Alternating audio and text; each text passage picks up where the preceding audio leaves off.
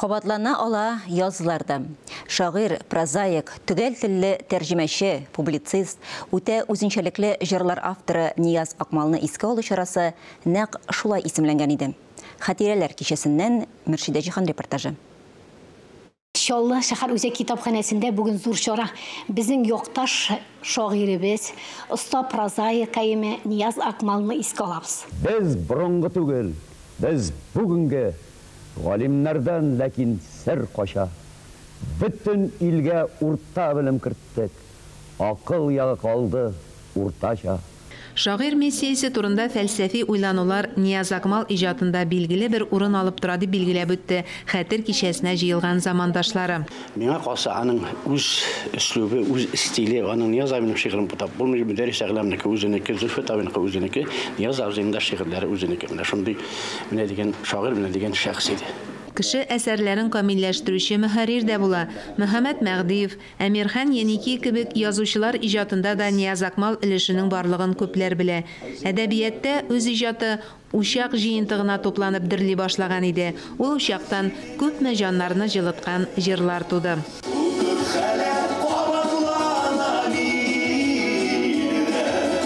Фәния Габидуллина Нияз Акмал иҗатының илһамчысы. Борылыр иде дип аңа атап язылган шигырь күптән җыр булып яңгырый. Тәрәзәңдә утың бар җыры язылу тарихын Фәридә Сафина искә алды.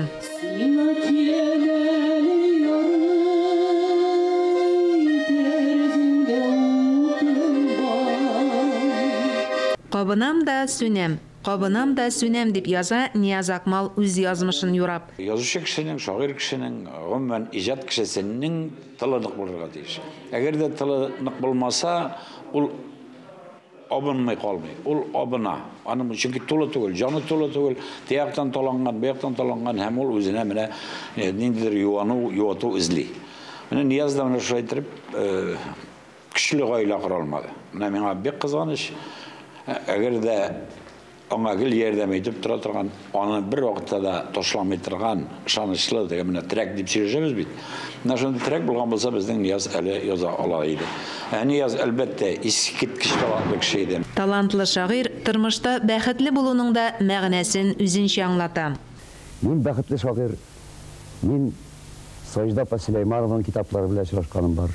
Кадир Сибгатуллин, Зөлфәт, Мөдәррис Әгъләмов кебек, Равил Файзуллин, Ринат Харис кебек талантлы 60-нчы еллардан килгән шагыйрьләр белән бергә аралашырга, бергә эшләү бәхете эләкте. Нияз Акмал турында истәлекләре белән якыннары да уртаклашты. Һәр даим искә алу кичәсен оештыручыларга кат-кат рәхмәтләрен җиткерде. Биш бармагының берсен дә Нияз безнең. Шуңа күрә инде бик кадерле иде ул безнең белән. Без аны бик ихтирам итәдек. Һәр вакытта Ниязның китабы өстәлдә тора. Мин әгәр дә эшем пуша башласа, шул китапны алып, үземә кирәкле шигырьләрне бик яратып укыйм инде. Нияз Акмал дигәч тә күпләрнең күңеленә аның күптән инде үксеп, елаган юк дип башланып киткән һәм җан авазы булып яңгыраган шигырь юлларын искә төшерә. Әлеге кичәдә дә ул еш яңгырады.